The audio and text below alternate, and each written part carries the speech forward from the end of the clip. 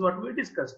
So some of the features, salient features of a flow over the sphere or cylinder is that the bulk velocity, the free stream velocity, u infinity that we call, is not constant in case of a flow over the sphere or a cylinder. Why? Because the cross section area is decreasing here, since owing to this geometry, because this pushes into the liquid. So therefore what happens, the cross section area available for the liquid to flow will decrease, right? So therefore what happens, when the cross section area decreases, according to Bernoulli theorem, what happens, velocity increases, thereby decreases the pressure. So there will be a decrease in pressure, increase in velocity. Later when the other end, when fluid flows from right to the front to back side of the sphere or the cylinder, the pressure once again increases. So this causes negative velocity or flow separation in the boundary layer. Okay, this is a major difference between flow over a plate and the flow over the sphere or the cylinder. Okay, so this we discussed yesterday, but once again I'm just to recollect what we discussed. So how to analyze this? Depending on Reynolds number, the flow will have different nature. It can, if the Reynolds number is less than 1, then the flow around the sphere or cylinder will be laminar, as shown in this here. Okay, if the Reynolds number is somewhere around 10, then slightly flow separation starts. Okay, so then vortexes form, turbulent eddies will start forming if the Reynolds number is between 1000 and 1 lakh, right? Okay, so this is as the Reynolds number varies, the flow nature of the flow goes on changing. That is depicted in this 5 pictures, right? Schematics. Okay. So flow over cylinders, how to analyze this? To analyze flow over cylinders, it's very complicated. Okay, it's not that easy to analyze. So to analyze this, what we do is the analysis is based on the empirical equations. That is experimentally, these equations have been found. So those equations are available in the data handbook. So if you go to data handbook for flow over the cylinder or sphere, it is available in page number 114. Okay, so page number 114. Yeah, so it's a page number 114. In this, there are a lot of equations there for flow over the curved surfaces, but don't worry about all these equations. Okay, not 114. The flow, sorry, the flow over cylinders is available in 115. Okay, so if you go to here, many equations are available. That is 2.11, right, across the cylinder, right. Similarly, there is another equation here. Okay, so basically.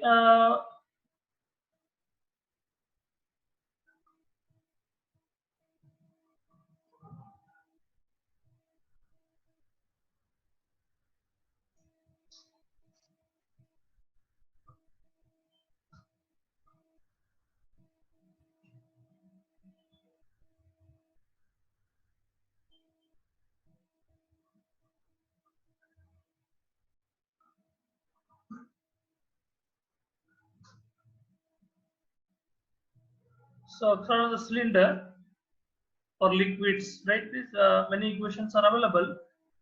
So here, which for your this thing syllabus, important one is this 2.1.5. So make use of this equation. This is a generalized equation applicable for most cases. Okay. So here, if you look at this equation, there is a Nusselt number is equal to Nusselt number is nothing but the heat transfer coefficient. This is non-dimensional form of heat transfer coefficient. Here, although it is just mentioned Nusselt number, you just take it as an average Nusselt number. It is average. It's not the regional, the spatial distribution of a Nusselt number. It is in fact it's a bar is not mentioned here, but even though it's not mentioned, you take it as average. So the average Nusselt number is equal to C, some constant, Reynolds number, Prandtl number, and then the in bracket you have PR infinity divided by PW to the power 0.25. Okay. So here there is a small mistake. This PR is nothing but PR infinity. So what it means is the Prandtl number of the liquid, which is the liquid bulk liquid temperature. So liquid is flowing over the surface, and surface is the temperature of PW. So which temperature, which Prandtl number, like at what temperature you have to read these values. So here basically you have to read at the PR infinity means Prandtl number at the fluid temperature. PRW means Prandtl number of the fluid at the surface temperature of the cylinder. Okay. So these two should be very clear to you. Please make clear of it. So this is PR infinity only. So this equation is useful for a calculation of for estimation of the heat transfer coefficient for flow over the cylinders. So if I go back, so those equations once again.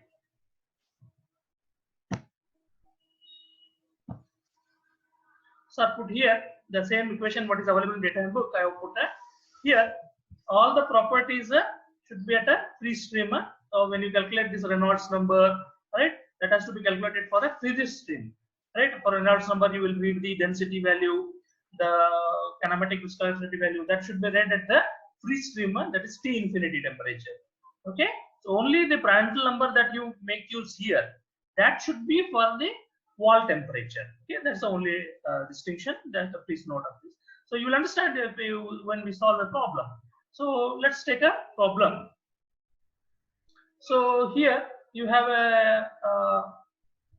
the problem is air at 1 atmosphere pressure and 30 degrees Celsius flows across a 5 centimeter diameter cylinder at a velocity of 50 meters per second. The cylinder surface is maintained at a temperature of 140 degrees Celsius. Calculate the heat loss per unit length of a cylinder. So to calculate the heat transfer, what we need to know heat transfer coefficient, because given it is mentioned that calculate heat transfer per unit length of the cylinder. So that means already diameter is given, length of the cylinder is given. So therefore I can find out area, right? Area can be found out. So what is the area of the cylinder surface? Cylinder surface area is pi d into h. Here h is 1 meter length. Okay, diameter is given. So I can find out area. Surface temperature of the cylinder is given Tw. The temperature of the fluid is given T infinity, which is 30 degrees Celsius, and the temperature of the wall is 140 degrees Celsius, which is mentioned. If I find out h, okay, if I find out h, I can calculate the heat transfer rate between fluid and the cylinder. So to how to find out h? To find out h, we know that if we know Nusselt number, we can find out the h. Okay. So how to find Nusselt number? So for flow over, for this we make use of the data handbook, right? So before doing anything, first we have to find out the Reynolds number. So from the data handbook, read the value of density and viscosity. Diameter and velocity are given already, or you can take density and viscosity, or you can just take a kinematic viscosity. Either way you can do it. Okay. So if you do this, you will get the value of Reynolds number, which I have calculated already, which is 1,56,000. You can do it. I'll give 2 minutes time. You can just check. Read the data handbook. I hope all of you have got data handbook. Check. Read the value of kinematic viscosity. So Reynolds number will be Re equal to U infinity, which is given, which is 50 meters per second, into diameter of the cylinder. Diameter of the cylinder is 5 centimeter. While substituting diameter of the cylinder, please substitute in meters. Okay. So 5 centimeter will be 0.05 meter. So divided by kinematic viscosity. You can read that kinematic viscosity in the data handbook. So you can calculate yourself. You will get a Reynolds number 1,56,250. Okay. So I will make use of this.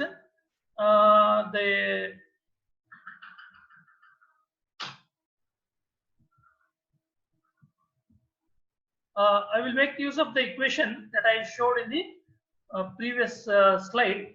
So then this equation from the data handbook, as I showed, which is available in the 116. Take this equation. Okay.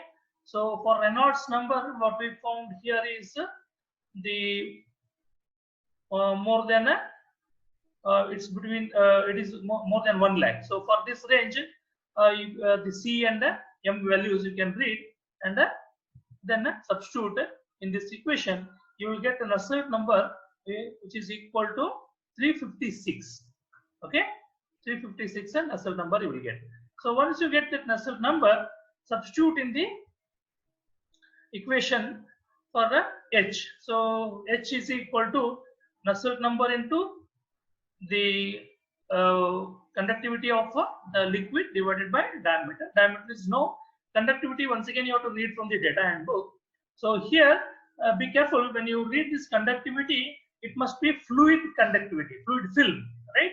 So therefore, the K should be read at neither 30 nor 140. You should take average of these two. So 140 plus 30 will be 175. Sorry, 170. 170 divided by 2 will be 85. So you have to read the K value for 85 degrees Celsius. Fluid property, fluid thermal conductivity should be for a temperature of the 85 degrees Celsius. Okay. So you can read from the data handbook and substitute. So if you calculate, you will get the H value to 219.8 watt per meter square Kelvin. Okay. So once you get the H value, it's very easy. Substitute in the equation for heat transfer. Right here, A, as I explained already, A is the surface area of the cylinder, which is nothing but a pi d into H. Pi d into H, length of the cylinder or height of the cylinder. Length of the cylinder is given as 1 meter. So diameter is given pi d. You can find out area. H we have calculated already. Tw is given, which is 140. T infinity is the 30 degrees Celsius. So do this calculation yourself. I'm not giving this value. You have to do this calculation. Okay, right? So please do these calculations and refer to the PPT that I have shared and the notes that I have shared with you. There are a lot of numericals are listed. Try to solve those problems. So when you solve more and more problems, you will understand what difficulty you will face. So okay, if there are any problems, still please contact me. Feel free to contact me. So if there is any general problem, we can have one more session and try to solve the problems. Okay. So now let's move on to another session and the topic that is the dimensional analysis. Okay. So the dimensional analysis. What is dimensional analysis? So dimensional analysis already you have studied in fluid mechanics. It is very powerful tool. This is whenever the analytical solutions are not possible or very complicated. This becomes very handy tool. And if you know the parameters or the properties which are influencing, then you can make use of a dimensional analysis. So here in convection, so heat transfer coefficient in a forced convection is a function of a different parameters. So what are those parameters, right? So the people have found out by experience, by conducting a lot of experiments, people have realized that the heat transfer coefficient in forced convection is a function of the heat transfer coefficient is function of the flow velocity, right? The density of the fluid, viscosity of the fluid, specific heat of the fluid, then length or diameter, geometry of the surface which is interacting with the fluid, and thermal conductivity of the fluid. Okay, so all these parameters have been observed to have influence on the H value. Okay, so when you do this dimensional analysis, the detailed discussion of dimensional analysis is listed in my notes that I have shared, PPT. I hope all of you have got that PPT, the PDF notes that I have shared for module 3 in the Moodle. I suppose all of you have downloaded and with you, you have that. So I'll go to that notes and show you where this is available. So if you go to the notes, on convection. So somewhere in page number 9, you have this empirical expression in terms of dimensionless numbers for heat transfer coefficient. Under this heading, the solution is available. Yes. Okay. So here the heat transfer coefficient is a function of many parameters. So that we can write so what are these parameters? Those are listed here. Okay, H is heat transfer coefficient. Please remember that I discussed already. So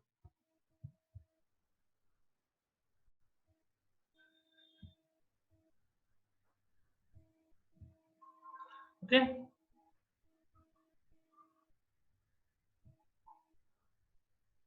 So we'll go to the next page.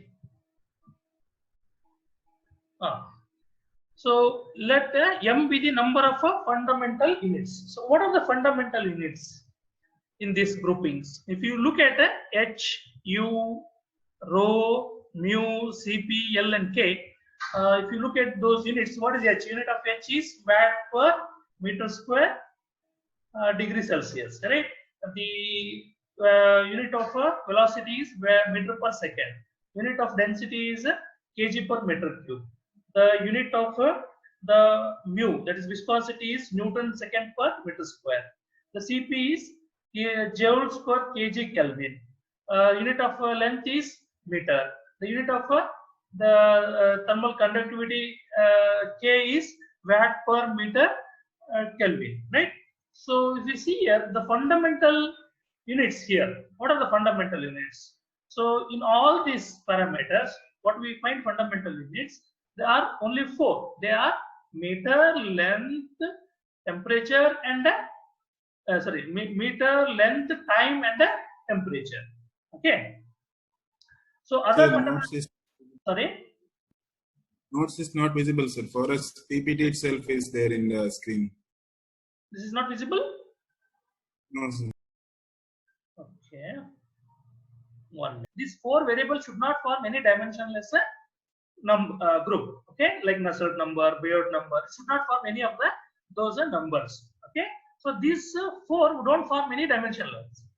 Okay. If you add H to this here, if let us say I bring H in this, H will form a dimensionless number. It's Nusselt number, right? Similarly, Cp will also form a dimensionless number. Okay. So these are all the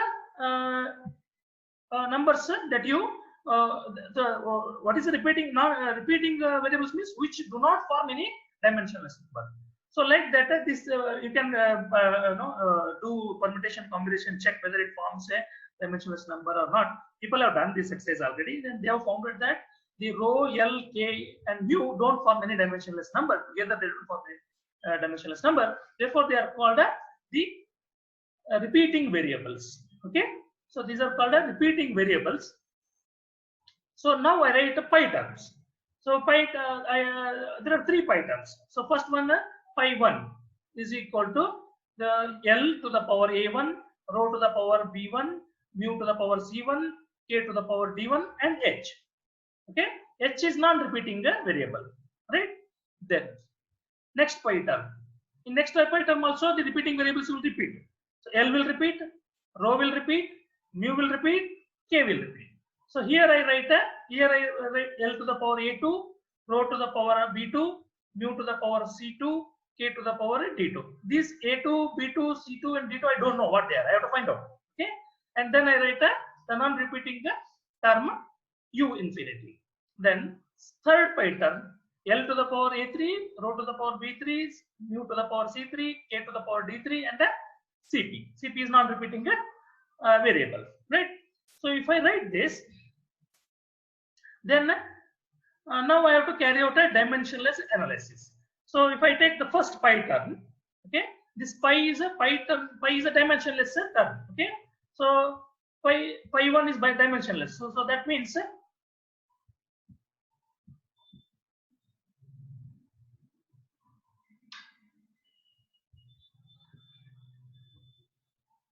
pi 1 is a dimensionless grouping. So therefore I raise the powers L, all fundamental units I list here: the length, mass, the time, and the temperature. Okay, they are raised to power 0. Okay, equal to, now I substitute the L in terms of fundamental units. Okay, length in terms of a fundamental units. Okay, what is the fundamental unit of L? Length is L only. Okay, it's meter, right? Then rho is there. Fundamental, if you write it in terms of fundamental units, rho is what? Rho is kg per meter cube, right? Kg per meter cube.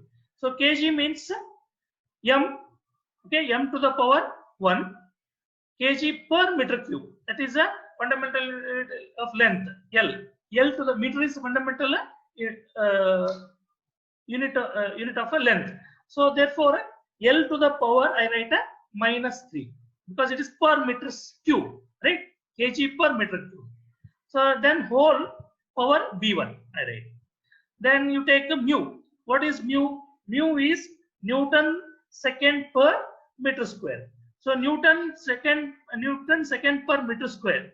So if you simplify this, what is Newton? Newton is what is Newton? Newton is force into acceleration into mass.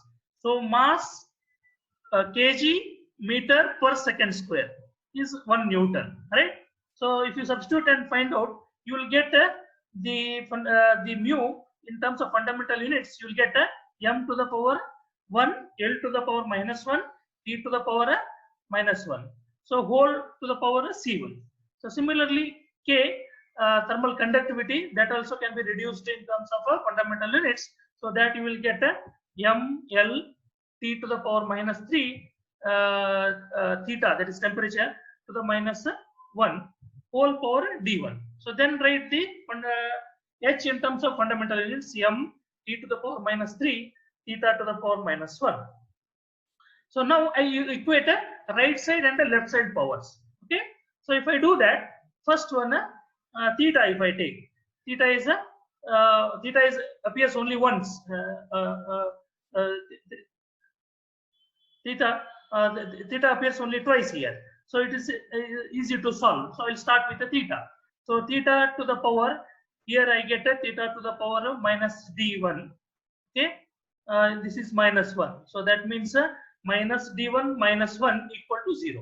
So this side theta to the power is 0. So therefore -d1 -1 is equal to 0, which gives you d1 is equal to -1. So I found out that d1 is equal to -1. Next I take the term which has the temperature. So temperature, time. So time appears 1, 2, 3 times. Okay. So here if you take this temperature to the power C1. So C1 minus C1. Then temperature, this is -3. This is D1. So -3D. Then here it is -3. So C1 minus 3D minus C1 minus 3D minus 3 equal to 0. Okay. So therefore, if I simplify this equation, I substitute D1 is equal to -1 here. So this becomes -1 into this 3 minus 3 becomes +3. So +3 minus 3. So +3 minus 3 becomes 0. Therefore, you end up with a C1 is equal to 0. So similarly, M that is mass. So mass appears 1, 2, 3, 4 times. So starting from here, mass here it is 1 into B. So B1 1 into C1. So B1 plus C1. Here mass power is 1 into D1. So B1 B1 plus C1 plus D1 plus here it is mass to the power 1. So the plus 1 equal to 0. We have already found out D1 and the C1. Right. So we substitute here. The D1 is -1, C1 is 0. Okay. So this -1 plus 1 becomes 0. C1 is already 0. So therefore your B1 becomes 0. Okay. So next the term is fundamental unit is L, that is length. So L, if you equate the powers, here it is A1, here it is -3 into B1, that is -3B1. So A1 -3B1. So here it is -1 into C1. So therefore it is minus C1 plus D1. Here it is L to the power 1 into D1. So therefore it is a plus D1. So A1 minus 3B1 minus C1 plus D1 equal to 0. So if I substitute, already I have found out D1, C1, B1. I substitute these values here. So I will get A1 is equal to 1. Okay. So now this pi term, pi1 term is equal to pi1 term will be equal to, I will write this pi1 term is equal to, so I substitute this A1, B1, C1, D1 and okay, in this. So L to the power A1 is 1. So here we have found 1. Rho to the power, see B1 is 0. Okay. Mu to the power C1 we have found 0. K to the power D1 we have found minus 1. So if I substitute this, so in this rho to the power 0 means that will drop out, term will drop out. So mu to the power 0, that term also will drop out. So then you are left with LKH. If I simplify, I will get LHL, because they have power 1, HL divided by K. So HL by K is nothing but a Nusselt number. Okay, HL by K is nothing but a Nusselt number. So similarly, you have to do dimension analysis for a second term, pi term. Okay, the second time pi term, once again you equate it to the zeros, all the powers. So then you get the 4 equations. Simplify them, you will get the oh sorry, there is a mistake. This should have been D2 C2. There is a typing mistake is there. These should have been D2 C2 B2 and okay. So like that. So when you do that, you get the pi term, second time pi term, that is Reynolds number. Okay, like this you can go on doing. So I'll close this. I'll go back to the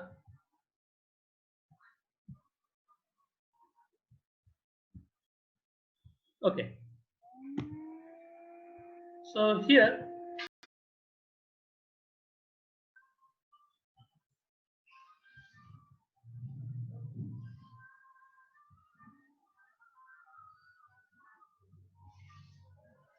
okay. So similar the way we did it for first pi term, if we carry out similar analysis for the second pi term, I will equate the powers of fundamental units, length, mass, time and the temperature. So the first temperature I will equate. So while doing this analysis, what you have to do is you have to go for the term that appears least. So which term you have to take first is the term that appears least. So if you see here, the temperature term appears least one time only. So if I take temperature, it will be easy. So one time it appears, I will equate it, I will get directly that value. So if I instead of temperature, if I take something else, then the solution will be a little difficult. Okay. So first you have to take the term that appears least. So take the term, equate it, similar analysis carry out, D2, C2, B2 and A2. All the terms are found out. Then second pi term will be right in terms of these, substitute these values of A, B, A2, B2, C2 and D2.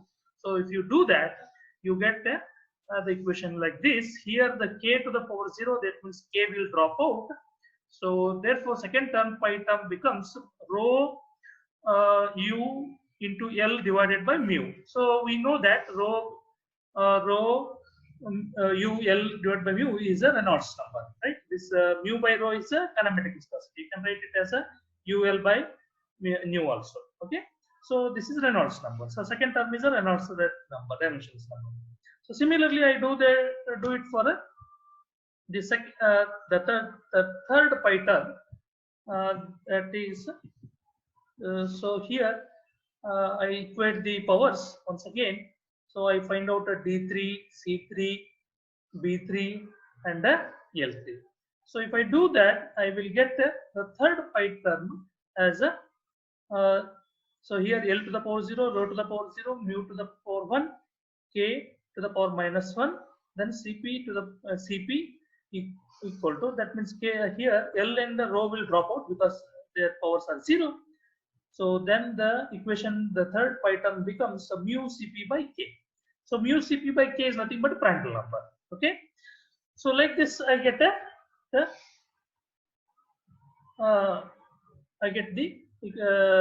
three pi terms. Now, how to find out the equation for H? So if you see, out of 3 pi terms, H is available in the pi. Which pi term? Just look at here, where H term we have used. H is available in pi 1, right? So therefore, we write the pi 1 is pi 1 equal to function of a pi 2 and pi 3, right? So what is functional? The functional relation between pi 1 and pi 2, pi 3, right, has to be found out experimentally. You have to conduct experiment for a particular given convection conditions and find out experimentally the constants. So if you do that, so therefore what are those? Then you can write an equation, generalized equation like this: Nu, Self number, is equal to C, some constant, Re, that is Reynolds number, to the power m, Prandtl number to the power n. So here m, n, and C, all 3 constants have to be determined experimentally.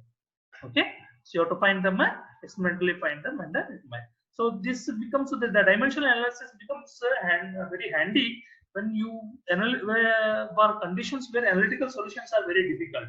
Okay, if there are analytical, you are finding it difficult to get an analytical solution, then by doing experiments, you know that on which parameters the particular this thing depends. So here the heat transfer coefficient we want to find out. We find that from experiments we come to know that it depends on the length, density, mu, K. So do a dimensional analysis, find out the functional relation between dimensionless groups. So then once you know this functional relation, you can easily find out the constants from experimental data. Okay, this is how the dimensional analysis becomes very useful. Often a question appears on dimensional analysis to determine Nusselt number or the heat transfer coefficient. So then you have to do this derivation. If it is Nusselt number, you have to write this equation and stop. If they say you find dimension through dimensional analysis, find the equation for H, then you just write this H is equal to L by K into C into Re into Prandtl number. Like this, you can write and finish the answer. Okay. So I will close this. So we'll go back to the